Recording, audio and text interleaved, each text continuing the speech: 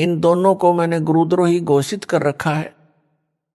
गुरुद्रोही की मानसिक स्थिति पागल कुत्ते जैसी हो जाती है, वह इधर उधर भटकता है, जिसको भी काटता है उसे भी पागल कर देता है। सर्वसंगत को पता हो कि पवन को जयपुर में नामदान की सेवा दे रखी थी। उसने दान में लाखों का घोटाला किया और संजय दिल्ली वाले से मिलकर संगत में अपनी इच्छा से मैसेज भेजने लगा। मेरे को पता चला तो पवन की नामदान से सेवा समाप्त कर दी। उस दिन के पश्चात इसकी कमाई बंद हो गई। यह बौखला गया और मेरे तथा मेरी प्यारी संगत के कुछ जिम्मेदार समर्पित भक्तों बहनों बेटियों पर कीचड़ उछालने लगा। मुझे पता चला कि संजय दिल्ली वाला और पवन दोनों मिलकर मेरे अनुयायियों को झूठ बोलकर मेरी जमानत करवाने के उद्देश्य से लगभग 50 लाख रुपये ठग चुके हैं। उन रुपयों का दुरुपयोग कर रहे हैं। मेरे द्वारा करोड़ों वर्षों से उलझे अध्यात्म ज्ञान को सुलझाने के पश्चात बनाई पुस्तकों व सत्संग डीवीडी को पढ़ सुनकर संजय तथा पवन विद्वान सिद्ध करने के उद्देश्य से सुलझे हुए ज्ञान का अड़ंगा बनाकर पुस्तकें बनाकर क्रम बिगाड़ रहे हैं। ये दोनों ऐसे विद्वान थे तो पहले क्यों नहीं लिखी पुस्तकें? ये दोनों अभी भोले अनुयायियों को झूठी कथा सुनाकर मेरे खास वफादार सेवकों को, जो कोऑर्डिनेटर हैं, ट्रस्ट के सदस्य हैं तथा राष्ट्रीय समाज सेवा समिति के प्रधान या पदाधिकारी व सदस्य हैं, उनको अखबारों में छपी तमाम झूठी अफवाहों को आधार बनाकर बदनाम कर रहे हैं। मेरे विषय में मीडिया में सब झूठ छपा था। यह सरकार का षड्यंत्र था। ये दोनों गुरुद्रोही चाहते हैं कि सर्वसंगत मेरे से भी हटकर इन पागल कुत्तों के साथ लग जाए और इनको दान दक्षिणा देवे। इनके मुंह संगत को ठगने का रस लग चुका है। इनकी हर कोशिश है कि किसी तरह संगत का भाव खराब करके नाम समाप्त करवा दें, क्योंकि ये काल के दूत हैं। ये स्वयं तो नरक की तैयारी कर चुके हैं, आप सबको भी खींचना चाहते हैं। परमेश्वर कबीर जी आपको सुरक्षित रखें। इनकी भावना इस बात से स्पष्ट है। कहते हैं संगत हिसार क्यों जाती है, यानी इनके पास क्यों नहीं आती। विचार करो, गुरुदेव हिसार हैं तो आप यानी सर्व संगतजन कहाँ जाओगे? सांप अपनी मणि को मुख से निकालकर बाहर रखकर सुबह के समय जब कुछ अंधेरा होता है, घास पर गिरी ओस जल को चाटता है। सर्प से मणि छीनने वाले एक लोहे के तसले की तली यानी बॉटम में नुकीली कीलें वेल्ड कर लेते हैं। दूर रखी मणि पर अचानक तसले को उल्टा रखकर दौड़ जाते हैं। सर्प उस मणि की रोशनी में ओस जल चाट रहा होता है। उसी समय दौड़कर मणि के ऊपर रखे कील लगे तसले पर फन मारने लग जाता है। मणि के वियोग में उसे प्राप्त करने की तड़फ में फन मार मार कर लहूलुहान होकर मर जाता है। वह अपनी महबूब वस्तु के लिए प्राण दान कर देता है। बेशक मणि ना मिलो, परंतु प्रयत्न में कसर नहीं छोड़ी। मेरी प्यारी संगत को इस दास ने सन 1994 से लेकर सन 2014 तक माता की तरह सत्य भक्ति मंत्र देकर तथा दान धर्म करवाकर आशीर्वाद देकर पाला पोसा है। क्या आप सर्प से भी गए गुजरे हैं कि गुरु के ऊपर रखे जेल रूपी तसले पर माथा भी नहीं टेकना चाहोगे? मैंने अपना सर्व जीवन आपको सुखी तथा फलते फूलते देखने के लिए न्यौछावर कर दिया है। आपको स्वयं सोचना है कि आपका क्या कर्तव्य बनता है। आप संगत ने मेरे वफादारों की बातें जो मेरा आदेश होता है माननी है, या मेरे तथा परमेश्वर कबीर जी के दुश्मनों संजय तथा पवन की झूठी और कपट युक्त बातों को महत्व देना है। इन दोनों जालिमों ने झूठ बोलने में रिकॉर्ड तो यह तोड़ दिया कि गुरु जी की पत्नी अनारो तथा बेटी मंजू के पास जेल के फोन से ऑडियो रिकॉर्ड की थी। वह वास्तव में यह थी कि संगत को कह देना कि संजय और पवन को गुरुद्रोही घोषित नहीं किया है। अनारो और मंजू ने उल्टा बता दिया कि इन दोनों को गुरुद्रोही घोषित कर दिया है। प्रिय संगत को फिर से बता दूं, सच्चाई यह है कि मैंने जेल नंबर 2 हिसार से फोन पर कहा था कि सर्व संगत से कह देना कि मैंने संजय दिल्ली तथा पवन जयपुर को गुरुद्रोही घोषित कर दिया है। संगत इनसे बात भी ना करे, ना कोई दान या सेवा दे। वह फोन की रिकॉर्डिंग आज भी सुरक्षित है। अन्य झूठ कहा है कि मेरे भाई महेंद्र ने अपने बेटे अमित को पैसे देकर केस से निकलवा दिया। यह झूठ है।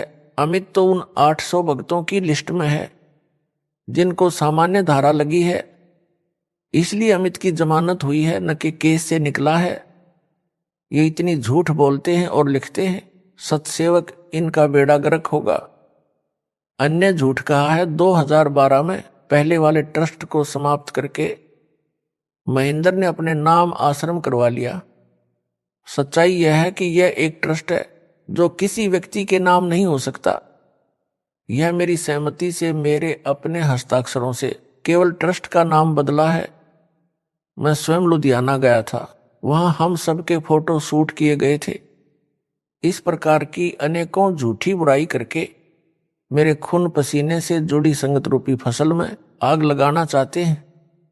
मैंने संजय तथा पवन व अन्य जो इनके द्वारा भ्रमित होकर इनका साथ दे रहे हैं, उन सब के खिलाफ जेल नंबर 2 हिसार से जेल अधीक्षक के माध्यम से मुकदमा दर्ज करने के लिए पत्र श्री मुक्तसर साहिब के एसएसपी को भेजा है। इनके खिलाफ मुकदमा दर्ज हुआ और ये गिरफ्तार होकर जेल भी गए। इसी प्रकार मैंने 2 पत्र जेल हिसार से जेल अधीक्षक के माध्यम से उत्तर प्रदेश में एसएसपी मेरठ तथा रुड़की को भी भेजे हैं। वहां पर भी इनके खिलाफ मुकदमे दर्ज करवाए हैं। ये मेरे अनुयायियों से झूठ बोलकर मेरी जमानत करवाने के बहाने वह सत्संग करके धन ठग रहे हैं।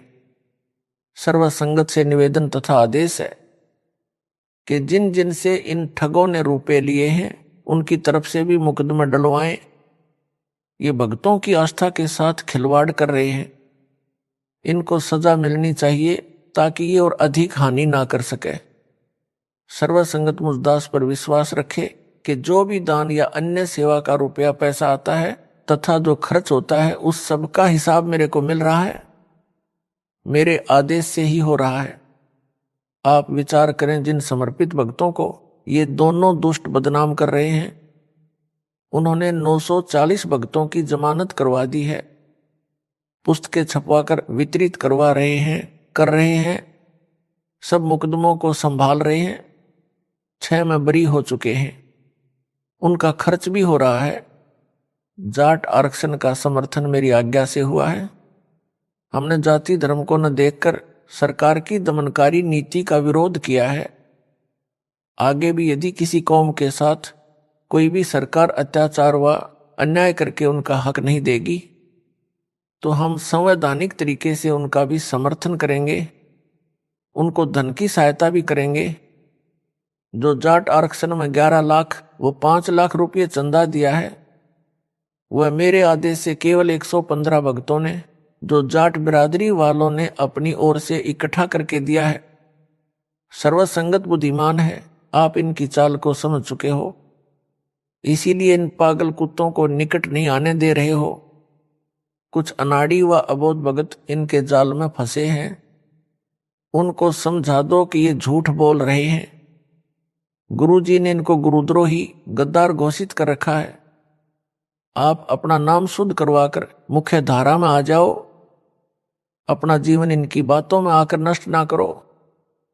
विचार करो भगतात्माओं, यानी भाई बहन बेटे बेटी, जो स्वार्थी नकली गुरु अपनी महिमा बनाने के लिए जिन भोली आत्माओं को शिष्य बनाता है, वह उनको कितनी हानि करता है, यह इस पत्र में भी बताया है, सत्संग में सुनाया है।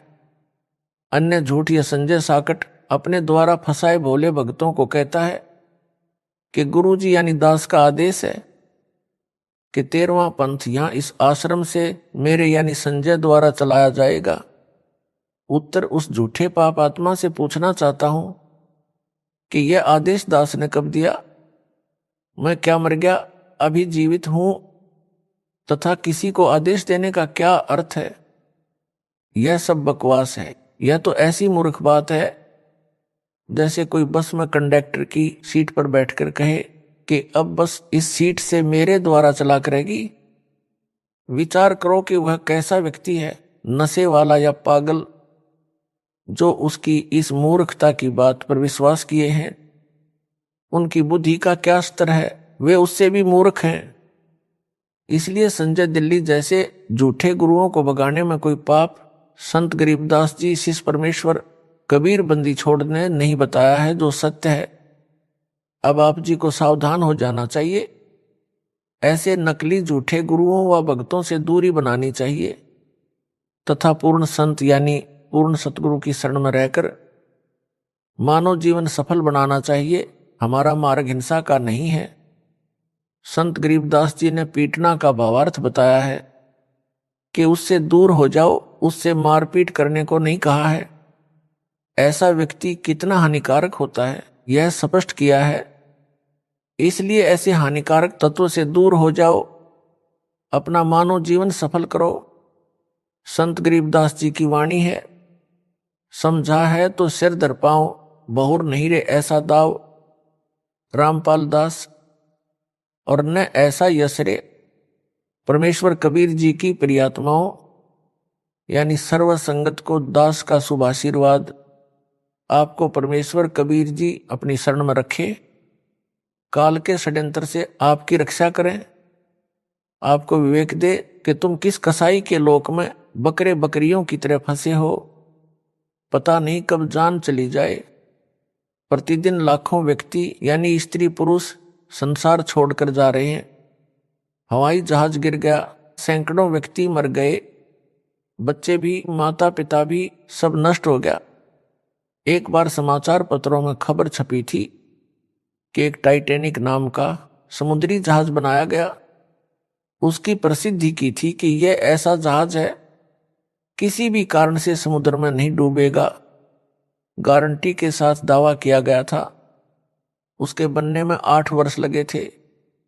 प्रथम यात्रा में 8,000 व्यक्ति सपरिवार व कुछ अकेले उसमें बैठकर निश्चिंत होकर चले थे कि हम सुरक्षित हैं। उस जहाज में होटल बने थे, अच्छे गद्दे वाले बेड लगे थे। बीच समुद्र में जाकर एक बर्फ की चट्टान से टकराकर डूब गया। समुद्री जहाज को डूबने में भी समय लगता है।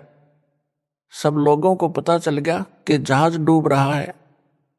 हाहाकार मची होगी, माता पिता बच्चे चिल्ला रहे होंगे। कोई सुनने वाला नहीं, कोई बचाने वाला नहीं था।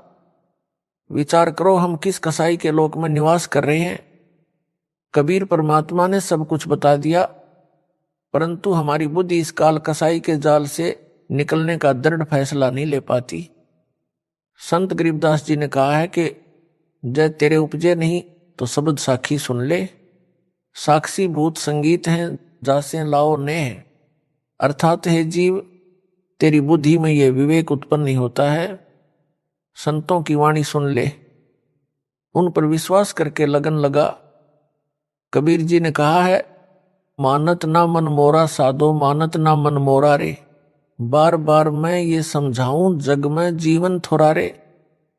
कबीर राज तजना सहज है, सहज त्रिया का नेह। मान बढ़ाई ईर्ष्या दुर्लभ तजना ये है। अर्थात परमेश्वर प्राप्ति के लिए मानव राज्य को भी त्याग सकता है, पत्नी का मोह भी त्याग सकता है, परंतु मान बढ़ाई की चाह ईर्ष्या यह छोड़ना मुश्किल है। इनके छोड़े बिना परमेश्वर नहीं मिल सकता।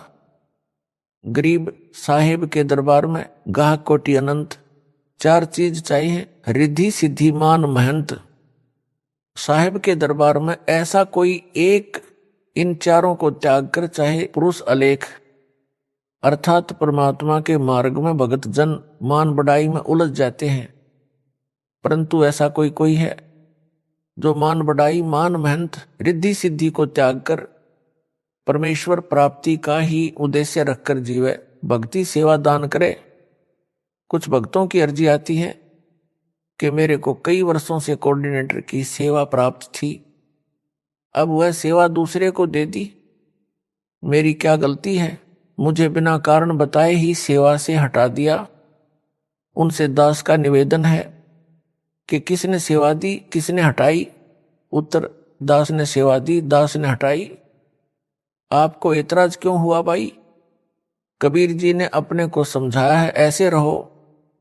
कबीर कुत्ता हूं गुरुदेव का, मोतिया मेरा नाम, गले प्रेम की जेवड़ी, जहां खींचो वहां जाऊं मैं। तो करो तो बांटूं, दूर दूर करो तो जाऊं, ज्यों राखो त्यों ही रहूं, जो देवे सो खाऊं। गरीब ये बातां कहन सुनन की नहीं है, कर पाड़ने की है।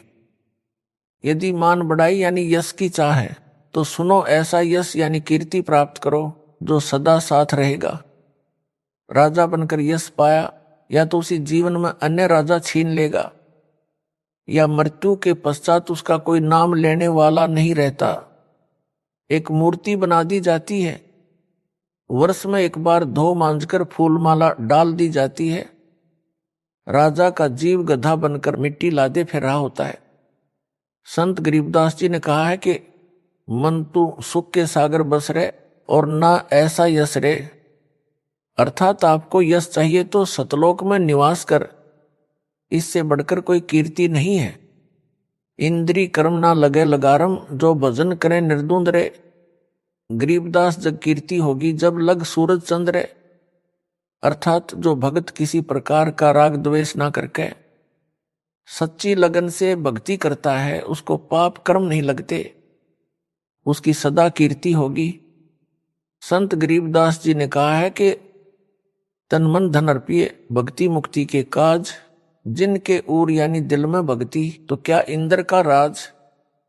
अर्थात काल के जाल से निकलने के लिए सर्वस्व परमात्मा कबीर जी के लिए समर्पित कर दीजिए।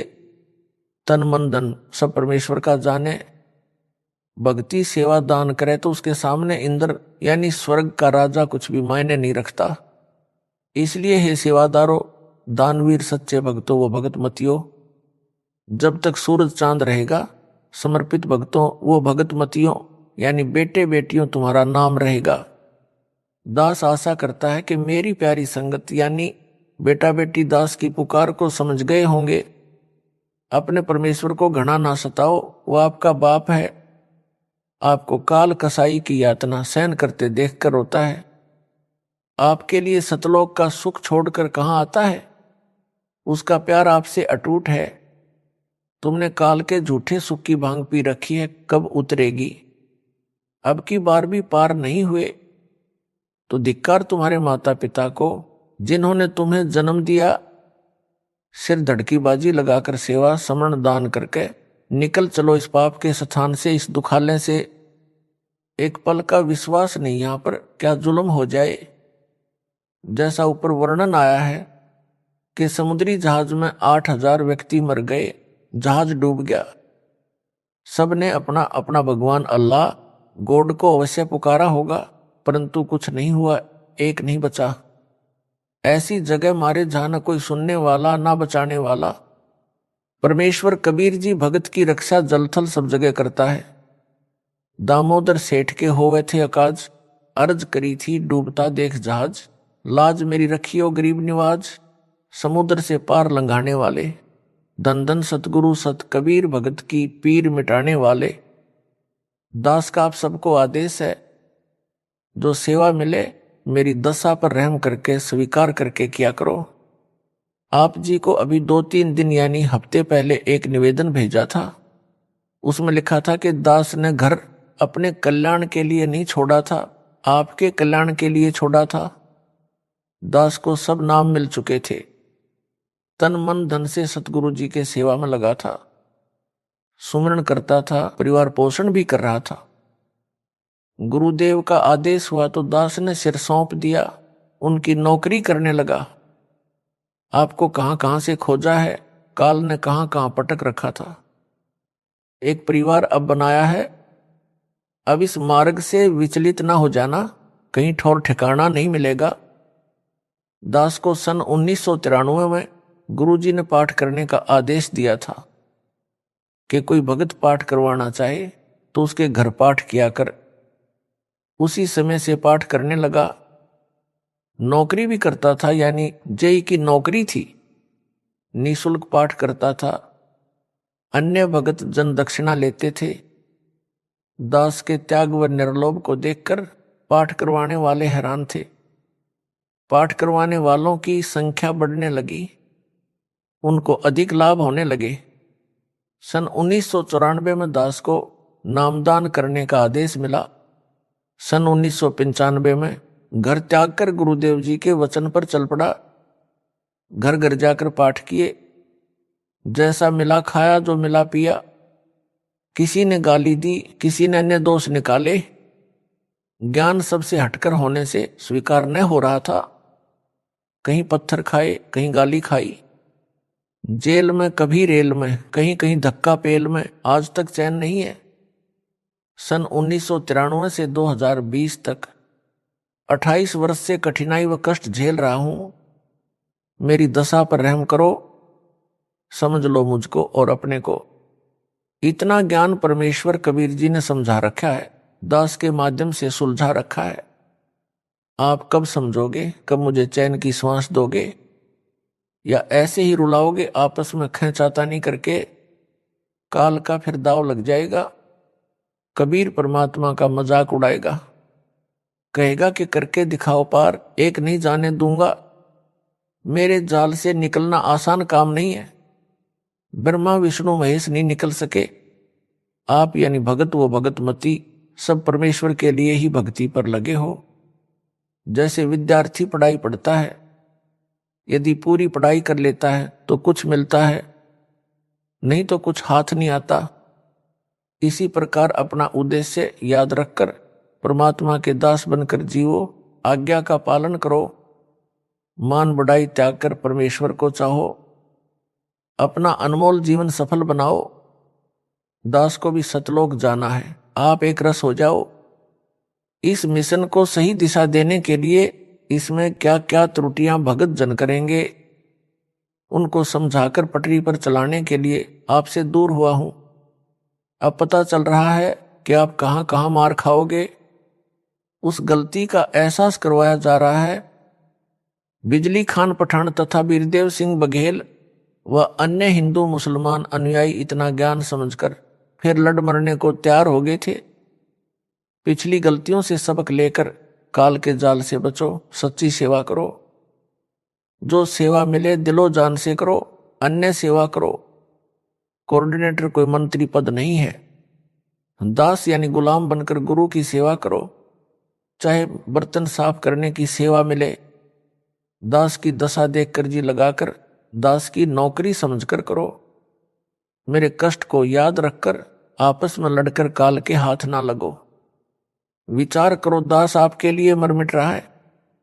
मुझ पर दया करो, आपका शुभ चिंतक रामपाल दास, जो गुरु वचन पर डट गए। परमेश्वर कबीर जी की प्रियात्माओं, सर्व संगत को दास का शुभाशीर्वाद। सतपुरुष कबीर बंदी छोड़ जी आपकी भक्ति की रक्षा करे।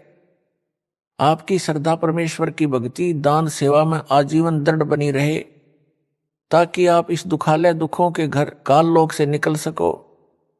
असंख्यों जन्म आपको कष्ट पर कष्ट भोगते हो गए हैं। अनेकों जन्मों से परमेश्वर कबीर जी आपको भक्ति पथ पर लगाकर शुभ कर्म करवाते रहे हैं। अब आपका अंतिम जन्म है इस काल लोक में। यदि आप मर्यादा में रहकर भक्ति दान सेवा करते रहे, यदि भक्ति दान सेवा कम भी बने तो इतनी हानि नहीं होती जितनी मर्यादा खंड करने से होती है। यदि आप मन लगाकर प्रथम मंत्र की 1 माला प्रतिदिन कर लोगे और 5 माला सतनाम व सारनाम की कर लोगे, यानी जब तक सारनाम नहीं मिलता तब तक सतनाम की 5 माला और सारनाम मिलने के बाद सारनाम की 5 माला मन लगाकर एकाग्र चित्त से कर लोगे। दान सेवा मन लगाकर सामर्थ्य से अधिक करो और मर्यादा में रहो तो आप सतलोक में बैठे समझना।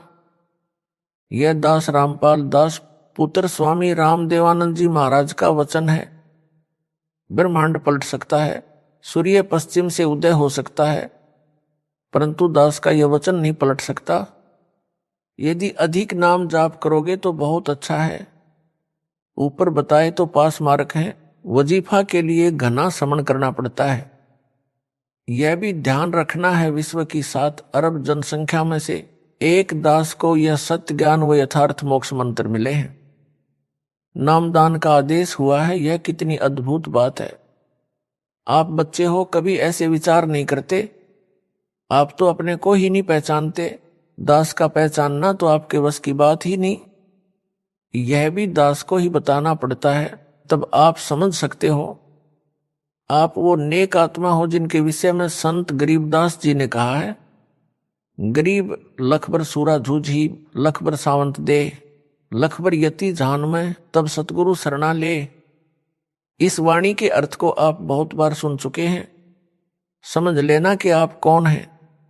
अब आपको सतगुरु जी ने शरण में ले लिया है, इस अवसर को चूकना मत, नहीं तो गरीबदास ये वक्त जात है, रोवोगे इस पहरे नू।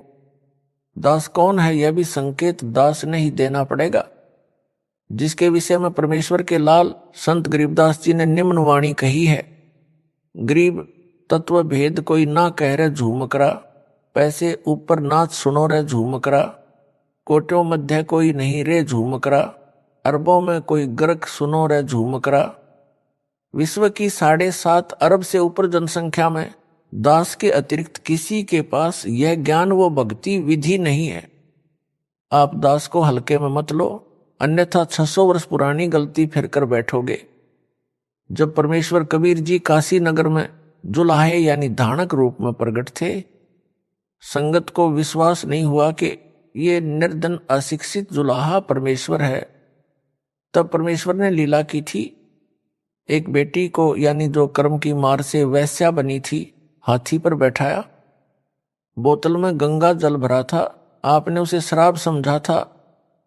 वैश्या के गले बांध डाले हुए शराब पीते हुए परमेश्वर को आपने भड़ुआ यानी बेशरम व्याभिचारी समझा था। अपना अनमोल अवसर गंवाकर अब तक धक्के खा रहे हो। पूर्व वाली भूल से शिक्षा लेकर सतर्क होना चाहिए। परमेश्वर कबीर जी ने वर्तमान में आपके लिए ऐसे उपकरण टीवी चैनल व मोबाइल में बनवा दिए हैं जिनसे आप सत्संग सुन सको। घर बैठे सफर में कभी भी ज्ञान सुन सकते हो। ज्ञान एक नंबर का दास ने आपको बता दिया है, फिर भी आपकी बुद्धि विकसित नहीं होती है तो दुर्भाग्य की व दुख की बात है। दास के पास कई बार शिकायत आती है कि कुछ भगत जन व भगत मती कहते हैं कि जो संदेश यानी मैसेज मैनेजमेंट भेजता है यह गुरुदेव का नहीं होता, कमेटी वाले अपनी ओर से डालते हैं। जो मैसेज हमें मिलता है वह भक्ति मार्ग में नहीं चलता। यह नहीं वह नहीं, ऐसा क्यों है वैसा क्यों है, गुरुदेव को मैनेजमेंट गुमराह कर रहा है, आदि आदि। इस शंका का समाधान इस प्रकार है, यदि किसी को लगे कि जो मैसेज आया है यह गुरु जी की आज्ञा से है या नहीं, इसकी जांच करनी आसान है। दास प्रतिदिन पुराने घर पर फोन करता है, आप दास के पुराने परिवार से जांच कर लिया करो कि यह मैसेज गुरुदेव जी की आज्ञा से है या नहीं। यदि उत्तर हाँ में है तो उसका पालन करो। रही बात यह कैसे वह कैसे, कभी वोट डालने का मैसेज, कभी किसी आरक्षण में समर्थन का मैसेज, आदि आदि, यह भक्ति मार्ग में नहीं चलता। यह उसकी अज्ञानता है जो ऐसा मानता है। वह तत्व ज्ञान से पूर्ण परिचित नहीं है। उसे ज्ञान अच्छी तरह समझना चाहिए या पुराने भक्तों की नकल कर लेनी चाहिए। ध्यान रखना चाहिए कि भाई जो गुरु वचन पर डट गए कट गए फंद 84 के, रह कट गए फंद 84 के। एक उदाहरण पर्याप्त है दास के संकेत को समझने के लिए। गोपीचंद तथा भरथरी दोनों मामा भांजा थे, यानी भरथरी जी गोपीचंद जी के मामा थे, दोनों राजा थे। प्रेरणा पाकर दोनों ने परमात्मा प्राप्ति के लिए राज त्याग दिया। परिवार में हाहाकार मच गई, परंतु पीछे फिरकर नहीं देखा। दोनों ने श्री गोरखनाथ जी को गुरु बनाया। गुरु जी से निवेदन किया, गुरु कल्याण करो, मुक्ति का मार्ग बताओ। गोरखनाथ जी ने उनको दीक्षा दी, नाम जाप करने के दिए तथा कहा कि राजस्थान प्रांत के अलवर शहर में राजा का किला निर्माणाधीन है, यदि तुम मुक्ति चाहते हो तो जाओ, उस किले के निर्माण में निःशुल्क मजदूरी करो। अपने खाने के लिए अन्य मजदूरी यानी ओवर टाइम करना, जाइए। दोनों ने उसी वक्त गुरुजी के चरण छुए। 12 वर्ष अलवर के किले में पत्थर ढोने की मजदूरी निःशुल्क की, खाने के लिए एक कुम्हार के बर्तन बनाने, वह गार यानी मड तैयार करने में कुम्हार की मदद करने लगे, केवल रोटी रोटी के लिए। कुम्हार की पत्नी निर्भाग थी, वह रोटी भी खिलाना अच्छा नहीं समझती। उसने अपने पति के खाने के लिए ही रोटी भेजी, गोपीचंद तथा भरथरी के लिए नहीं भेजी। कुम्हार देवपुरुष था, दयावान था। उसने अपने हिस्से के भोजन के 3 भाग करता, तीनों समान भोजन खाते थे। जैसे 9 रोटी कुम्हार को मिलती तो 3-3 खा लेते थे। जैसे तैसे 12 वर्ष पूरे किए, सफलता पाई। आज गोपीचंद तथा भरथरी का महापुरुषों में नाम है। यदि वे यह विचार करते कि यह भक्ति मार्ग में नहीं चलता तो फेल हो जाते। गुरु जी का दिया नाम जाप किया, गुरु जी के वचन पर डटे रहे तो जो उस साधना से फल मिलना था वह प्राप्त कर लिया। परमेश्वर कबीर जी की प्रिय आत्माओं, विचार करो, इतना कुछ करके भी उन समर्पित कुर्बान आत्माओं का जन्म मरण नहीं मिटा। पहाड़ जैसा कष्ट यानी जन्म मरण ज्यों का त्यों पड़ा है। पता नहीं कब मानव जन्म मिलेगा। फिर सतगुरु वैसा ही काल की भक्ति बताने वाला मिल गया तो फिर वही दुर्गति तैयार है। विशेष वे दोनों राजा थे। उनके परिवार को यह समस्या नहीं थी कि उनके घर त्याग देने से बच्चे भूखे मर जाएंगे। बच्चों को किसी वस्तु का अभाव नहीं था। गोपीचंद भरथरी के घर त्याग देने से अन्य जनता को कोई लाभ नहीं मिला, केवल अपना ही कल्याण करवाया, जितना गुरु गोरखनाथ कर सकता था। स्वर्ग गए हैं। स्वर्ग समय समाप्त होते ही 84 लाख प्राणियों के जीवन प्राप्त करने वाले चक्र में पड़कर करोड़ों जन्म भोगने के पश्चात मानव जन्म मिलेगा। अब दास की पहचान करो, कर सको तो। दास का जन्म एक किसान परिवार जाति जाट में हुआ। पिताजी के पास 2 एकड़ जमीन थी। हम 6 भाई बहन हुए, यानी 2 भाई 4 बहन। दास पढ़कर जूनियर इंजीनियर लगा। सन 1988 में गुरुदेव से दीक्षा की भीख मिली। सन 1994 में दास को नामदान करने का आदेश मिला। सन 1995 में दास के सामने 2 रास्ते थे। सत्संग पाठ करवाने वालों की संख्या बढ़ने लगी। नौकरी छोड़े बिना गुरुजी के वचन का पालन नहीं हो सकता था। दास के पुराने परिवार में 2 पुत्र यानी वीरेंद्र तथा मनोज तथा 2 पुत्री यानी मंजू तथा अंजू बेबी, कुल 4 बच्चे हैं। अनारो देवी दास की धर्मपत्नी है। 1 एकड़ जमीन 2 बच्चों यानी वीरेंद्र बेटा व अंजू बेटी का विवाह सन 1994 में किया। 2 बच्चे यानी बेटी मंजू व बेटा मनोज छोटे थे, पढ़ रहे थे। नौकरी ही एकमात्र रोजगार का साधन था। अनारो देवी एक भैंस रखती थी, उससे घर का घी दूध ही चलता था। कुछ दूध बेचती थी जो भैंस के चारे की पूर्ति ही करता था। 2 कमरे किराए पर चढ़ते थे। कभी किराएदार आते, कभी खाली रहते थे। सन 1995 में दास 2 राह पर खड़ा हो गया। एक तरफ गुरुजी का वचन, दूसरी ओर 4 बच्चे और पत्नी की मौत। कई दिन ज्ञान मंथन करके गुरु वचन चुना। दास को गुरुदेव की कृपा से ज्ञान ठीक से समझ आ गया था। फिर तनख्वाह यानी सैलरी से 50% दान धर्म गुरुजी की आज्ञा अनुसार करने लगा था। अन्य सत्संगी कहते थे कि भगत जी ऐसे कैसे काम चलेगा, बच्चों की ओर भी देख। दास धुन का पक्का है। जिस कार्य को करने की ठान ली, किसी की नहीं सुनी। सोचा करता ये भगत जन ज्ञान की बातें तो 1 नंबर की करते हैं, परंतु अमल एक आने का नहीं करते। वाणी तो यह कहती है कि गरीब सिर साटे की भक्ति और कुछ नहीं बात, सिर के साटे पाइए अविगत अलखनाथ। ये दान करने वाले को दान से मना करते हैं। परमात्मा सिर दान करने से मिल जाए तो भी प्राप्त करना चाहिए। ये नकली भगत हैं। दास दान दोनों हाथों से करता था, जिस कारण से धन संग्रह नहीं हुआ था। जब दास ने घर त्यागा उस समय शायद 2000 रुपये अनारो देवी के पास होंगे। वे भी दास से छुपा कर रखे होंगे। मई 1995 में दास ने घर त्याग दिया और परमेश्वर की मजदूरी में लग गया। उसके बाद मुड़कर नहीं देखा। यानी नहीं देखा पीछा फिर के, जिस कारण से आज ये सतगुरु का बाग लग गया। लाखों पुण्यात्माओं को अपने परम पिता परमेश्वर कबीर जी की पहचान हो गई है। आगे तो गिनती नहीं कितने जीवों का पहाड़ जैसा कष्ट जन्म मरण का कहर समाप्त होगा, जिसका श्रेय पुराने परिवार को भी जाता है। गोपीचंद भर्तृहरि के परिवार के सामने रोजगार की समस्या कतई नहीं थी, फिर भी बच्चों तथा पत्नियों ने रो रो कर कहर मचा दिया था। गोरखनाथ के डेरे में भी वापस लाने पहुंच गए थे। पुराने परिवार की दशा यह थी, दास के घर त्यागने के 1 या 2 महीने के बाद उस परिवार को भीख मांगकर खाना था। यह मुझे पता था, परिवार को नहीं था। फिर भी इन पुण्यात्माओं ने आह तक नहीं की, अन्यथा हाहाकार मच जाती। परिजनों को बुलाते, रिश्तेदारी इकट्ठी कर लेते।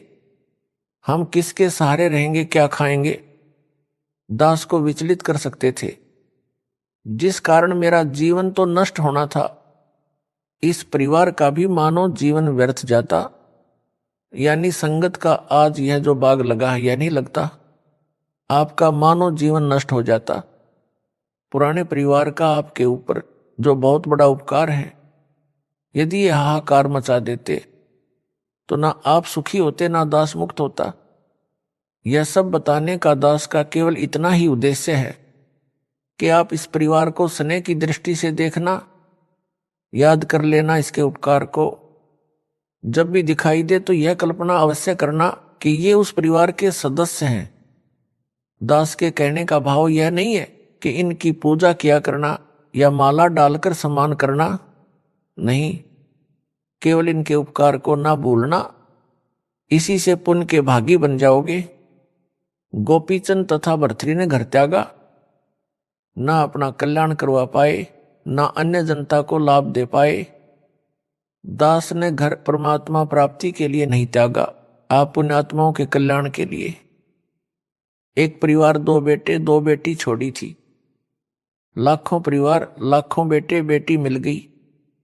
वह परिवार भी परमेश्वर कबीर जी ने जिंदा रखा तो अपना असली परिवार बन गया, सतलोक में बना रहेगा, नहीं तो यहीं पर 12 बाट हो जाना था। सर्वसंगत से निवेदन है, इस पत्र को अमर कथा मानकर सुरक्षित रखना। जब मन यानी काल का एजेंट परेशान करे, इसे पढ़ लेना। यहां पर यह बताना भी अनिवार्य है कि इस महान परोपकार में अपने अपने स्तर की सहायता प्रत्येक भगत व भगतमती ने सिर धड़की बाजी लगाकर की है। प्रत्येक का नाम लिखा जाए तो मोटा ग्रंथ बन जाएगा।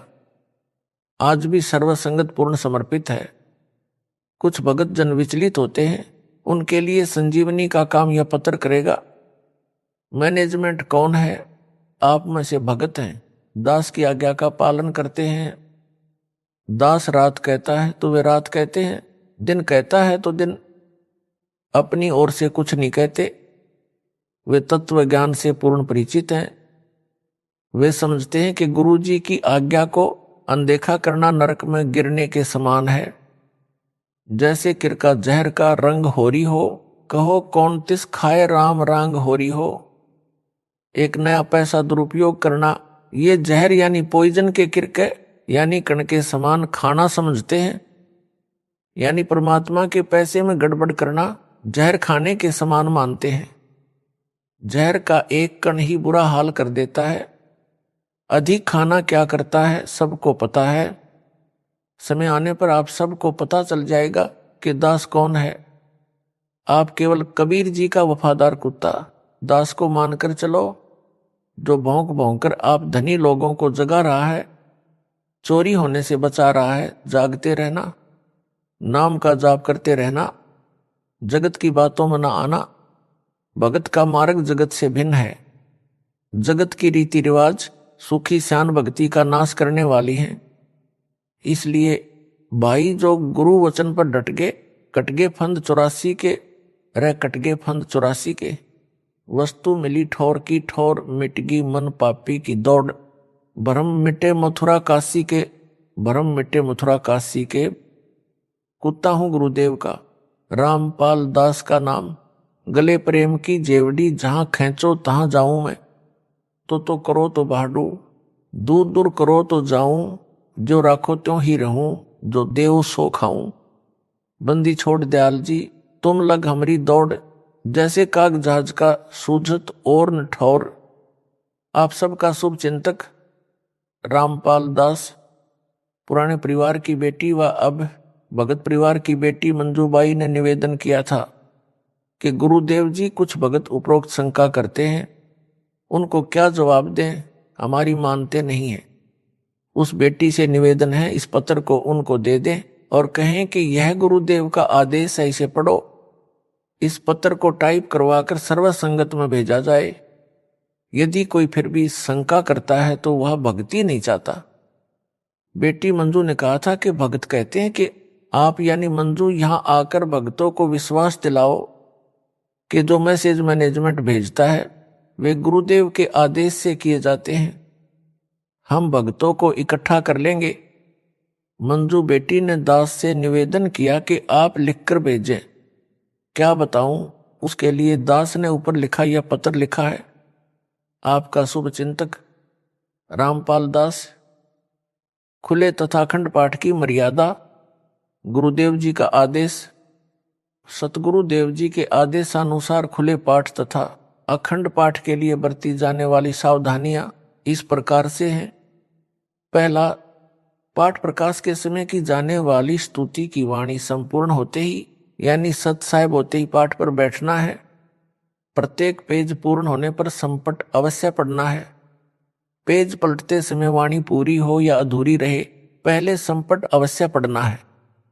संपट पढ़ने का उद्देश्य है कि पेज पलटते समय वाणी रुके नहीं, पाठ खंड ना हो जाए।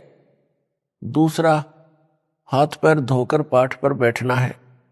तीसरा, पाठ पढ़ते समय इमरजेंसी आने पर दूसरे पाठी को बुलाने के लिए ताली बजाएं या पाठी के साथ रखी घंटी बजा दें।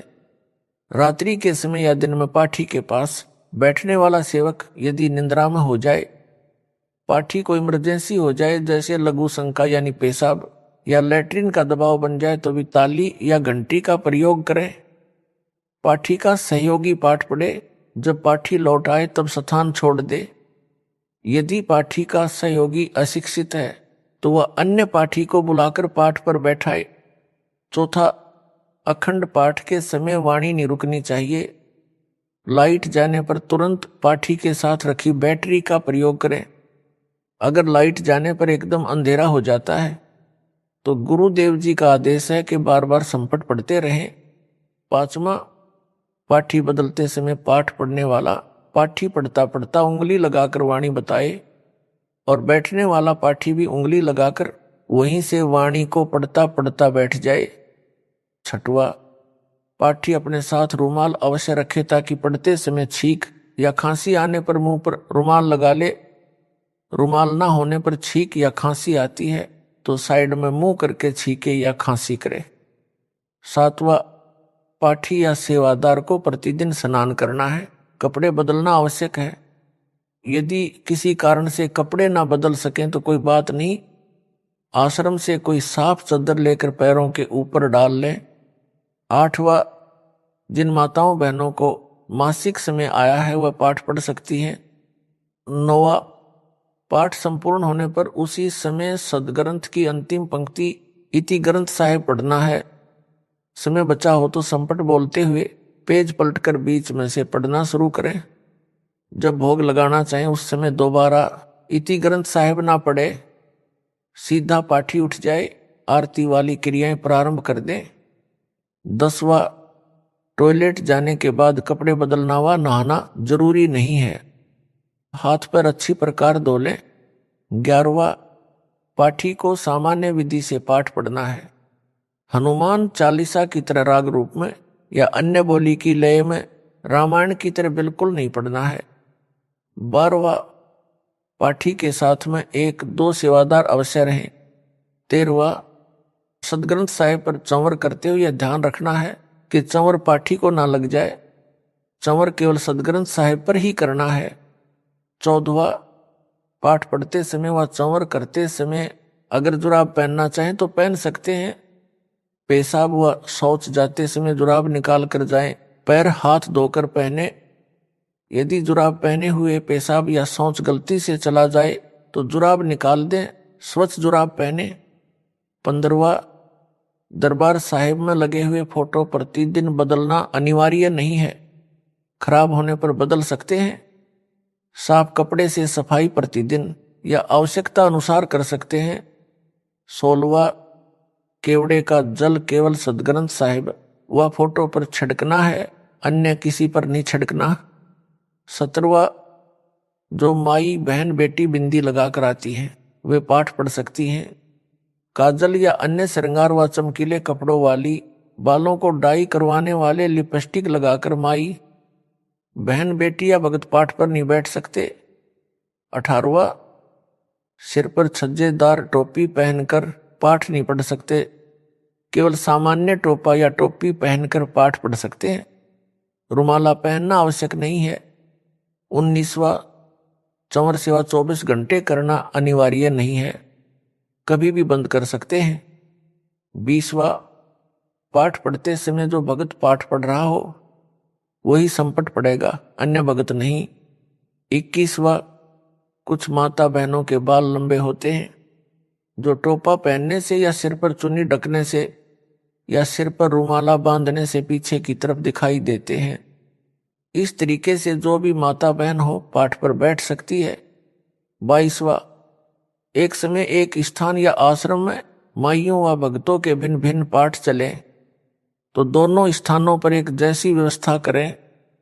केवल पाठ के लिए रखी जाने वाली सामग्री जैसे मेवे यानी काजू बादाम पिस्ता आदि, गोले यानी कोकोनट एक साइड, चाहे भक्तों वाली साइड चाहे बहनों वाली साइड में रखें। जैसे 100 पाठों की सामग्री है वह एक स्थान पर रखें तथा दूसरी जगह केवल एक पाठ की सामग्री ही रखें। फल जो भोग से पहले दिन लाए जाते हैं वे भी एक साइड में रखें। अन्य सब व्यवस्था दोनों पाठों पर एक समान करें, यानी 4 कटोरियों में हलवा प्रसाद आरती की थाली आदि आदि भी भिन्न रखें। बहनों को सब सेवा करने को व सीखने को मिले। 23वां, पाठ प्रकाश के समय गुरु गोविंद वाली फोटो पर जो रक्षा सूत्र रखते हैं उसको स्वाहा करना है। 24वां, जो डाई करना नहीं त्याग सकते उनको पाठ पर बैठने व चंवर सेवा करने की कोई आज्ञा नहीं है। 25वां, कुछ बहनें या माताएं श्रृंगार लिपस्टिक लगाकर या काजल लगाकर आती हैं, उनको पाठ पर ना बैठने दें, चंवर सेवा भी ना करने दें। ऐसी पाप आत्माओं को आश्रम में भी मत आने दो। नोट कर लो, सतनाम प्राप्त को रोकना है। यदि आगे से ऐसा ना करने का आश्वासन दे तो श्रृंगार उतार कर तथा काजल साफ करके आने दो। सारनाम प्राप्त को बिल्कुल कंसेशन नहीं है। काजल व श्रृंगार वाली तो चाहे कोई भी मंत्र प्राप्त है पाठ पर नहीं बैठने देना है। 26वां, हलवे का प्रसाद उपदेशी या अनुपदेशी के लिए घर ले जा सकते हैं। पाठ के दौरान बनाए जाने वाले हलवे के प्रसाद को बीच में कई बार बनाकर भी बढ़ाया जा सकता है। जो पहले का बचा हुआ प्रसाद है उसे नए बने हुए प्रसाद में मिलाकर प्रसाद बना लें। 27वां, पाठ प्रसाद खराब होने पर उसको जमीन में दबा दें या जल प्रवाह करें। 28वां, जो पाठ प्रसाद घर नहीं ले जाना चाहते उसको आश्रम में बांट दें।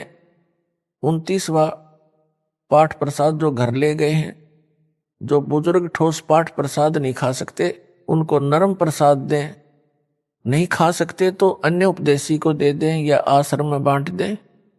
30वां, अखंड पाठ के नियमों का दृढ़ता से पालन करें। कई बार नया पाठी पाठ करते समय किसी अन्य भगत से गलती से बोलने लगता है जो गलत है, ध्यान रखें। यदि इत्तेफाक से यह गलती किसी पाठी से हो जाए तो उसे चाहिए कि जिस पृष्ठ पर पढ़ रहा है उससे एक पृष्ठ पीछे से पढ़ना प्रारंभ करें। पाठ की अखंडता कायम रहेगी। भगत जनों को निर्देश, अखंड पाठ में नियमों का पालन संबंधी जानकारी। अमर ग्रंथ में कई जगह टेक लिखा होता है। टेक अक्सर ग्रंथ में रागों में शब्दों के प्रारंभ में लिखा है, जैसे तारेंगे तारेंगे तकीक सतगुरु उतारेंगे। टेक घट ही में गंगा, घट ही में यमुना, घट ही में है जगदीश। इसमें टेक अक्षर लिखा है। इसे वाणी के साथ पढ़ भी सकते हैं, ना पढ़े तो भी पाठ खंड नहीं होता। यह वाणी का हिस्सा नहीं है, केवल विराम का प्रतीक है। टेक शब्दों में प्रथम वाणी के अंत में लिखी होती है, कई शब्दों में लिखी भी नहीं है। टेक लिखी वाणी को राग रूप में गाते समय गायक बार बार गाता है, जिससे राग की लय यानी ट्यून को अनुकूल बनाए रखने में सहयोग लिया जाता है। पाठ करते समय सब वाणी एक बार ही पढ़ी जाती है, इसलिए टेक अक्षर का कोई योगदान वाणी में नहीं है। जो अंग है, जैसे गुरुदेव का अंग, यह हेडिंग है जो प्रारंभ में लिखा है, इसे पढ़ना है। यह अंग 3-4 पृष्ठों पर लिखा है। उन पृष्ठों के ऊपर भी छोटे अक्षरों में गुरुदेव का अंग लिखा है, वह नहीं पढ़ना है, केवल वाणियों को पढ़ना है। वाणी संख्या नहीं पढ़नी है। जैसे वाणी संख्या नहीं पढ़ी जाती, ऐसे ही जहां शब्दों में टेक शब्द लिखा है उसे भी पढ़ना अनिवार्य नहीं है।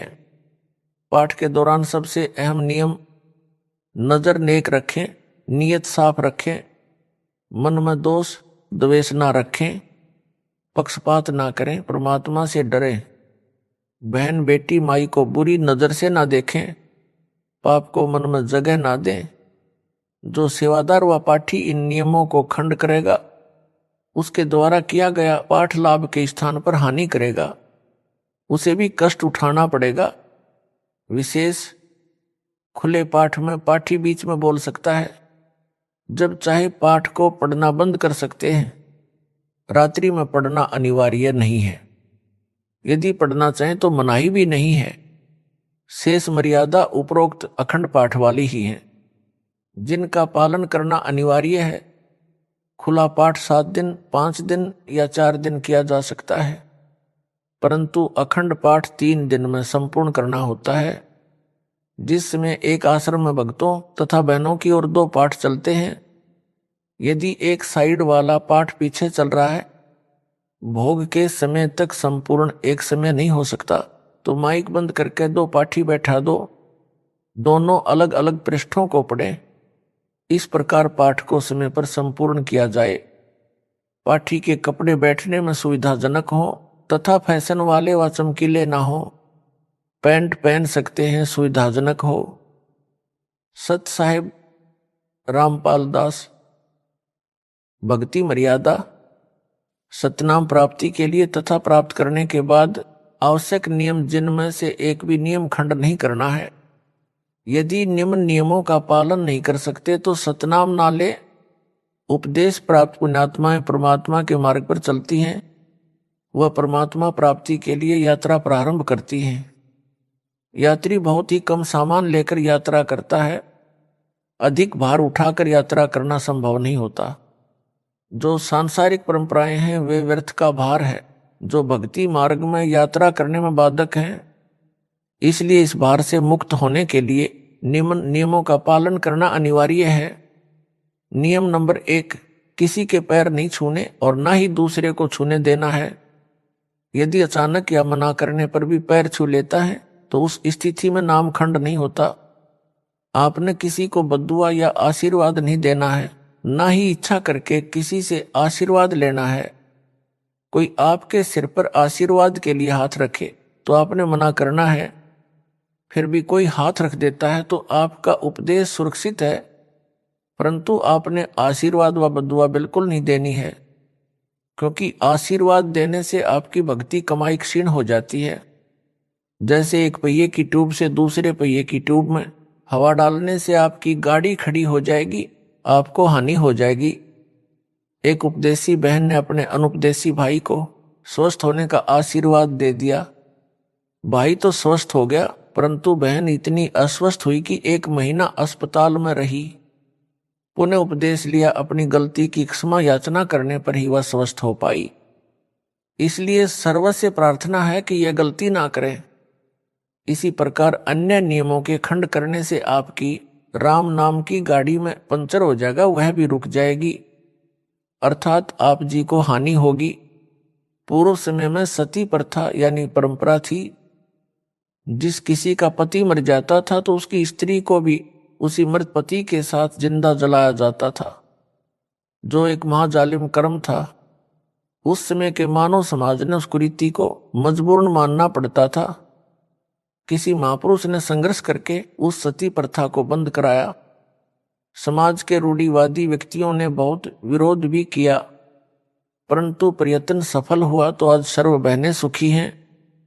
इसी प्रकार ये सर्व परंपराएं जानो जो मानव समाज पर भार हैं, इनको समाप्त करने से ही भार मुक्त हो सकेंगे तथा भक्ति मार्ग पर आसानी से चल सकेंगे। नियम नंबर 2, टीवी, कंप्यूटर तथा मोबाइल में फिल्म, सीरियल, मैच, कार्टून देखना तथा मोबाइल में वीडियो गेम आदि नहीं खेलना है।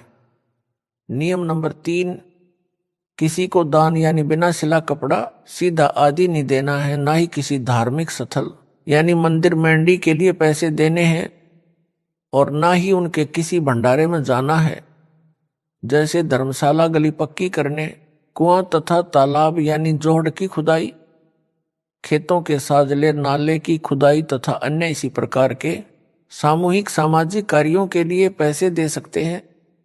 नियम नंबर 4, माथे पर तिलक ना लगाना है और ना ही लगवाना है। भात में पटड़े पर नहीं चढ़ना है। गले में माला नहीं डलवानी है और ना ही डालनी है, और ना ही किसी की झोली में पैसे डालने या लेने हैं। यदि दोनों पक्ष उपदेशी हैं तो विवाह केवल असुर निकंदन रमणी करके साधारण विधि से करना है तथा भात परंपरा को समाप्त करना है। नियम नंबर 5, कोई त्योहार, जागरण, मुंडन, धार्मिक अनुष्ठान, जन्मदिन, छठी आदि नहीं मनाना है, ना ही उसमें जाना व सहयोग करना है। नियम नंबर 6, किसी को दुआ या बद्दुआ नहीं देनी है। नियम नंबर 7, किसी को good morning, good afternoon, good evening, good night आदि शब्द नहीं बोलने हैं। यदि कोई बोलता है तो उसे समय अनुसार केवल morning morning, evening evening, afternoon व नाइट नाइट 2-2 बार बोल दें। नियम number 8, happy birthday, happy new year तथा गुड बाय आदि शब्द नहीं बोलने हैं। यदि कोई आपसे बोलता है तो उसे धन्यवाद या थैंक यू बोल दें। नियम नंबर 9, सिखों को छोड़कर संत बाबा रूप में दाढ़ी ना हो। नियम नंबर 10, बहनों ने नेल पॉलिश और लिपस्टिक नहीं लगानी है। नियम नंबर 11, परफ्यूम तथा सेंट आदि नहीं लगाना है। नियम नंबर 12, विवाहित बहनें केवल सिंदूर या बिंदी में से एक चीज लगा सकती हैं। नियम नंबर 13, किसी अनुपदेशी का जूठा नहीं खाना है। नियम नंबर 14, हाथों पर मेहंदी नहीं लगानी है, किसी बीमारी के कारण लगा सकते हैं। हाथों में मेहंदी लगाने से नाम खंड होता है। सिर यानी बालों में रंग, काली मेहंदी या डाई नहीं लगानी है। नियम नंबर 15, शादी में जाते हैं तो सगुनवार फेरी, मुंह दिखाई पर पैसे नहीं देने हैं। विदाई के समय घर में नारियल नहीं फोड़ना है। कन्या विदाई के समय गाड़ी पर पानी डालना या शगुन के लिए धक्का लगाना अर्थात शगुन करना मना है। नियम नंबर 16, किसी को किसी भी अवसर पर गिफ्ट देना मना है। अगर कोई गिफ्ट दे तो कोशिश करनी है ना लो। अगर कोई पीछे से रख जाए या डाक या कोरियर द्वारा भेजे तो उसको रख ले, उनके उपलक्ष्य में कुछ रुपए दान आश्रम में कर दे। नियम नंबर 17, परिवार में किसी के भी शादी हो तो परिवार के अन्य सदस्यों के लिए कपड़े आदि नहीं देने व नहीं लेने हैं। नियम नंबर 18, कन्या दान रूप में कपड़े गहने आदि नहीं देने हैं। रुपए भी इस उपलक्ष्य में देने हैं कि आपने वहां खाना खाया है और बहन के घर जाते हैं तो इसी उद्देश्य से पैसे दे सकते हैं कि आपने वहां खाना खाया है या चाय आदि पी है। यह ध्यान रहे, यदि अधिक धन दे दिया तो आपकी बहन पर आपका ऋण ना हो जाए तथा संस्कार ना जुड़ जाएं, क्योंकि हम संस्कार वश ही यहाँ काल जाल में रह जाते हैं। यदि आप पैसा देना चाहें और बहन ना लेवे तो दोनों ही भार मुक्त हो जाते हैं। यदि बहन बुआ जी आदि उपदेशी हैं तो उनको चाहिए कि वह पैसा, रुपए, कपड़ा, आभूषण कदापि ना लें। प्यार से कहें कि आपने कह दिया, हमने मान लिया। नियम नंबर 19, स्कूल में गायत्री मंत्र बोलते समय ओम शब्द नहीं बोलना है, क्योंकि जिसे गायत्री मंत्र कहते हैं यह यजुर्वेद के अध्याय 36 का मंत्र 3 है। मूल पाठ में ओम मंत्र नहीं है। वेद परमात्मा की अनूठी देन है, इसमें वृद्धि या कटौती करना परमात्मा का अपमान है। लाभ के स्थान पर हानि ही होती है, इसलिए इस मंत्र के साथ ओम नहीं बोलना है। यजुर्वेद के अध्याय 36 मंत्र 3 अर्थात कथित गायत्री मंत्र मात्र परमात्मा की महिमा का एक मंत्र है। इसे पढ़ने से परमात्मा के गुणों का ज्ञान होता है। जैसे बिजली की महिमा कहीं लिखी हो, उसको कविता बनाकर गाते रहने से बिजली के गुणों का ज्ञान तो होता है, परंतु बिजली का लाभ नहीं मिल सकता। लाभ तो बिजली का कनेक्शन लेने से ही मिलेगा। इसी प्रकार यजुर्वेद अध्याय 36 मंत्र 3 जिसको गायत्री मंत्र बताकर जाप करने को कहते हैं, वह व्यर्थ है, क्योंकि यह मंत्र तो परमात्मा की महिमा का ज्ञान कराता है, परमेश्वर के गुणों अर्थात लाभ को बताता है। वह लाभ अधिकारी संत से सतनाम व सारनाम की दीक्षा प्राप्त करके अर्थात कनेक्शन लेकर ही प्राप्त हो सकते हैं। यजुर्वेद अध्याय 36 मंत्र 3 अर्थात गायत्री मंत्र की आवृत्ति करने से नहीं। फिर भी कोई अज्ञानी व्यक्ति विद्यार्थियों को विवश करे तो ओम शब्द का उच्चारण ना करें, केवल गायत्री मंत्र का भूर्भुव स्वा से ही उच्चारण प्रारंभ करें। ओम एक अक्षर को ना लगाए। अध्यापकों को चाहिए कि यजुर्वेद अध्याय 36 मंत्र 3 की अपेक्षा संत गरीबदास जी महाराज की वाणी से मंगलाचरण विद्यार्थियों से बुलाएं। गायत्री मंत्र से कई गुना लाभ होता है, परंतु सतनाम तथा सारनाम बिना सब व्यर्थ है।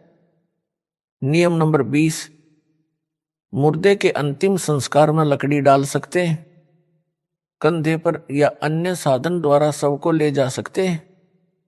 नियम नंबर 21, मुर्दे पर एक से अधिक कफन नहीं डालना है। यदि आपसे पहले किसी ने कफन डाल रखा है तो आपने कफन नहीं डालना है, क्योंकि कफन केवल एक ही होता है। अगर पहले कफन डाल रखा है फिर किसी ने एक से ज्यादा कफन डाला है तो नाम खंड होता है। नियम नंबर 22, शादी में खाना खा सकते हैं, यह मानकर पैसे दे सकते हैं कि आपने यहां भोजन खाया है। नियम नंबर 23, यदि दोनों पक्ष उपदेशी हैं तो पीलिया देना छूछक देना बंद करना है। एक पक्ष अनुपदेशी है तो केवल 2-2 जोड़ी कपड़े केवल जच्चा व बच्चे के देने हैं। नियम नंबर 24, नौकरी पर ऑफिस में जब कोई रिटायर होता है तो ऑफिस में सभी आपस में पैसे इकट्ठे करके उसे गिफ्ट तथा पार्टी देते हैं, ऐसा कर सकते हैं। यानी इसमें थोड़ा बहुत दे सकते हैं, लेकिन उपदेशी ने कतई नहीं लेना है। नियम नंबर 25, घर में जब बहन आती है तो उसे कपड़े व पैसे नहीं देने हैं। अगर बहन या बेटी अनुपदेशी है तो बहुत कम 1 या 2 जोड़ी कपड़े दे सकते हैं। बच्चों के लिए खाने पीने का सामान दे सकते हैं, और अगर जब बहन के घर जाते हैं तो साथ में बच्चों के लिए फल मिठाई आदि ले जा सकते हैं। नियम नंबर 26, स्कूल में विदाई पार्टी के समय बच्चे पैसे दे सकते हैं। नियम नंबर 28, यदि गौशाला की कमेटी रजिस्टर्ड है तो रुपए दे सकते हैं, यदि रजिस्टर्ड नहीं है तो चारा आदि दे सकते हैं। नियम नंबर 28, शादी की मिठाई कोई घर में लेकर आए तो और कुछ शादी के नाम के कार्ड के साथ मिठाई लाते हैं तो हृदय से मना करें। फिर भी कोई रख जाए तो खा सकते हैं, उसके बदले में कुछ रुपये आश्रम में दान कर दें, आप पर भार नहीं रहेगा। उपदेशी भगत ने समाज में किसी के विवाह में भी भोजन खा रखा है, उसके लिए विवाह के दिन से कुछ दिन बाद मिठाई व भोजन करवा सकते हैं। यह छूट केवल एक बार है, आगे से विवाह में मिठाई बनाने की परंपरा बंद है, सामान्य भोजन बनाएं। नियम नंबर 29, भगत भाई आपस में उधार सामान एक दूसरे से ले सकते हैं, और अगर आपस में एक दूसरे के घर आते जाते हैं तो बच्चों के लिए खाने पीने का सामान ले जा सकते हैं। नियम नंबर 30, भाई या बहन की आर्थिक स्थिति कमजोर हो तो आर्थिक या अन्य मदद उधार रूप में कर सकते हैं। बहन को चाहिए कि उस पैसे को लौटाए जिससे उस पर भार नहीं बनेगा। यदि बहन या भाई धन लौटाने में असमर्थ है तो भाई कभी बहन पर तथा बहन भाई पर पैसे लौटाने का दबाव ना बनाए। नियम नंबर 31, लड़की की शादी में माता पिता अपनी लड़की को 4 जोड़ी कपड़े दे सकते हैं, पैसे नहीं। अगर लड़के की शादी में लड़की वाले बगैर नाम वाले हैं और वो अगर जबरदस्ती अपनी लड़की को कुछ देना चाहे तो इसी प्रकार लड़की की शादी में लड़के वाले अनुपदेशी कुछ मांग करें तो स्पष्ट मना कर दें, बिल्कुल नहीं लेना देना है। नियम नंबर 32, जिन लड़कियों का विवाह होता है वे जिन कपड़ों को पहनकर विवाह मंडप अर्थात रमणी में बैठें उन्हीं कपड़ों में अपनी ससुराल जाएं, अन्य पोशाक ना बदलें। किन्हीं परिस्थितियों में बदलनी पड़े, जैसे मिट्टी लग जाए, गीली हो जाए या अन्य कारण से खराब हो जाए तो बदल सकते हैं, अन्यथा नहीं। सुनने में आया है कि कुछ बहनें रमणी में विवाह के समय सामान्य पोशाक पहनती हैं, बाद में तड़क भड़क वाली पोशाक पहनकर ससुराल जाती हैं। वह मर्यादा के विरुद्ध है। विवाह के समय जैसी भी नई या पुरानी पोशाक पहन रखी है उसी को पहनकर ससुराल जाए। अन्य या उपरोक्त परिस्थितियों में पोशाक बदली जा सकती है। नियम नंबर 33, आपके द्वार पर कोई भिक्षुक आता या कहीं बाजार में आपसे कोई भिक्षा मांगता है तो उसे पैसे ना दें, खाना खिला दें। यदि उसको वस्त्र की आवश्यकता है तो वस्त्र बिना सिला ना दें, पुराना या नया सिला हुआ कपड़ा दें। कंबल चद्दर भी पुराना दें, नहीं तो अधिकतर भिक्षुक शराबी कबाबी हैं। नए कपड़ों को बेचकर शराब आदि नशीली वस्तुओं का प्रयोग करते हैं। वह दोष दान करने वाले को भी लगेगा। एक श्रद्धालु ने कहा कि ये अच्छा सा नहीं लगता कि भिक्षुक को रुपए ना दें, आत्मा नहीं मानती। उसके लिए उत्तर तथा एक उदाहरण यह है कि एक भद्र पुरुष ने एक भिखारी को 100 रुपए की भिक्षा दे दी। पहले वह भिक्षुक पाव शराब पीता था, अपनी पत्नी व परिवार को परेशान करता था। उस दिन 100 रुपये प्राप्त होने के कारण उस भिखारी ने आधा बोतल शराब पी ली। शराब के नशे में अपनी पत्नी को पीट डाला। उस भिखारी की पत्नी ने बच्चों समेत आत्महत्या कर ली। उस जेंटलमैन के 100 रुपये के दान ने एक परिवार को उजाड़ दिया। इसका दोष दानकर्ता को है। गीता में लिखा है कि कुपात्र को किया दान लाभ के स्थान पर हानि करता है। कबीर परमेश्वर जी कहते हैं, गुरु बिन माला फेरते, गुरु बिन देते दान, गुरु बिन दोनों निष्फल हैं, पूछो वेद पुराण। नियम नंबर 34, किसी भी नियम के खंडित हो जाने पर आपको परमेश्वर से मिलने वाला लाभ बंद हो जाएगा। जैसे बिजली का कनेक्शन कट जाने पर सर्व लाभ बंद हो जाते हैं, जो कार्य बिजली से होने थे वे रुक जाते हैं। इसी प्रकार परमात्मा की शक्ति से जो आपको तथा आपके परिवार को लाभ मिलना था वह रुक जाता है। एक बहन ने बताया कि उसके पति ने दीक्षा भी ले रखी है, किसी भी नियम का पालन नहीं करता। इसी प्रकार एक भगत ने अपनी पत्नी की शिकायत की। उसके विषय में यह जाने कि उनका नाम खंडित हो चुका है। ऐसे व्यक्तियों का कोई भयंकर पाप कर्म है। नाम खंडित होने पर वह पाप कर्म अपना प्रभाव करके हानि करेगा। जब तक मर्यादा में रहकर भक्ति करते हैं तो वह पाप कर्म हानि नहीं कर सकता। एक बहन ने ऐसे ही नाम खंडित कर रखा था। कुछ वर्षों के पश्चात उसकी जीभ में कैंसर का रोग हो गया। उस बहन से पूछा कि क्या अब आपको टीवी देखना, लिपस्टिक लगाना अच्छा लगता है? उसने रोते हुए कहा, नहीं नहीं। इसी प्रकार परिवार व शरीर में हानि से बचने के लिए तथा परमात्मा से लाभ प्राप्त करके मोक्ष प्राप्ति के लिए मर्यादा में रहें, अन्यथा पाप कर्म आपको क्षति कर देगा। इसलिए सर्व पुण्यात्माओं से पुनः निवेदन है कि सर्व नियमों का विधिवत पालन करके मानव जीवन को सफल बनाए तथा पूर्ण मोक्ष प्राप्त करके सदा सुखी बने, सतलोक में निवास करें। जो विद्यार्थी शिक्षा समय में मौज मस्ती करते हैं वे शिक्षा से वंचित रह जाते हैं, आजीवन कष्ट उठाते हैं। जो शिक्षा के समय में मौज मस्ती ना करके लगन से शिक्षा पूरी कर जाते हैं तो उनको विद्यालय में किए प्रयत्न का फल बाहर क्षेत्र में नौकरी द्वारा प्राप्त होता है। इसी प्रकार सर्व मानव परमात्मा प्राप्ति के विद्यालय में विद्यार्थी यानी भगत हैं। जो भगत मौज मस्ती करते हैं, भक्ति तथा नियमों का पालन ना करके अन्य प्राणियों के शरीरों में घोर कष्ट उठाएंगे। जो लगन के साथ मर्यादा में रहकर परमेश्वर कबीर जी की भक्ति साधना मुझ दास से प्राप्त करके आजीवन करते रहेंगे, उनको सतलोक में सर्व सुविधाएं प्राप्त होगी। वहां वृद्ध अवस्था नहीं है, मृत्यु भी नहीं होती, ऐसा ही जीवन है। नर नारी व परिवार है, वह कभी मृत्यु को प्राप्त नहीं होता। इसलिए सत्य भक्ति करके अपना जीवन सफल बनाएं।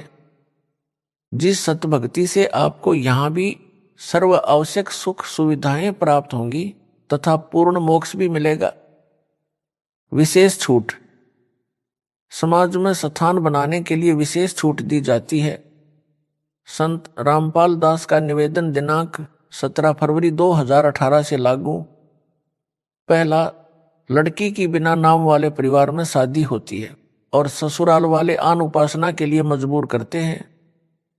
जैसे उनके देवी देव धाम पर उनके साथ जाने के लिए, वहां पर धोख लगाने के लिए कहते हैं, तो उपदेशी बेटी उनके साथ सैर सपाटा जानकर चली जाए। जैसा वे कहें करती रहे, परंतु मंत्र अपना जाप करती रहे। यदि वहां कोई तिलक लगाता है तो लगवा ले, तुरंत उतार दे। यदि हाथ के नाला यानी धागा बांधता है तो बाद में तोड़ फेंके। दूसरा, यदि किसी त्योहार पर भोजन बनाने के लिए कहे तो बना दे, उसे खा भी ले, परंतु भोग वाला ना खाए। यदि भोग लगाकर सब भोजन में मिलाते हैं तो उसे ना खाए, अपना भोजन अलग निकाले या भिन्न बना ले। तीसरा, बात के समय यदि किसी उपदेशी को जाना पड़े, यदि मजबूरी है तो कोई बात नहीं है। चौथा, यदि कोई माला डालता है तो उसे हाथ में पकड़ ले, यदि डाल दी जाए तो तुरंत निकाल ले। पांचवा, यदि किसी अधिकारी या राजपद प्राप्त भगत को कोई उद्घाटन रस्म करनी पड़े तो अनिच्छा से एक ड्रामा समझ कर करे। छठवा, यदि सरकारी कर्मचारी या अधिकारी का या प्राइवेट नौकर को या पुत्रावधुआ पत्नी को निषेध वस्तु लेने के लिए आदेश होता है तो बचे। यदि मजबूरी हो तो ला सकता है, जैसे शराब सिगरेट लाने, मांस बनाने, यानी फौज में या होटल में या कहीं नौकरों को व विवाहित बहनों को सास ससुर पति आदि आदेश दे तो मजबूरी मानकर दुखी मन से परमात्मा से क्षमा मांग कर करे।